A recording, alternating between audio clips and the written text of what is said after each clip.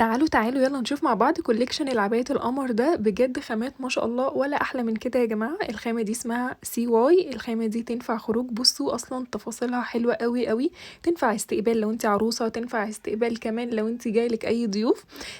تنفع لو انت خارجه، تنفع لو انت رايحه عمره، يا رب كده باذن الله ربنا يا رب يكتبها لنا جميعا. بصوا انا من حلاوه العبايه ديت او الاسدال ده حرفيا ما كنتش عاوزه ان انا اقلعه خالص، بجد حلو قوي قوي. بصوا بيلبس ل150 كيلو، حلو قوي. ممكن كمان ان انتي تضيقيه او تسيبيه براحته واسع كده، حلو قوي قوي. الطرحه بتاعته لازقه معاه، بجد بجد تفاصيله سيمبل وكيوت قوي كده، وتنفع ان شاء الله في رمضان. كل سنه وانتم طيبين. يلا بينا نخش على الاسدال التاني. بصوا القمر ده حلو قوي قوي، عاجبني قوي الدرجتين مع بعض.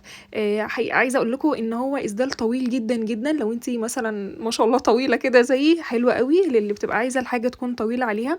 برضو بتلبس ل150 كيلو. بقول لكم هنا الخامه زبده قوي في نفسها كده.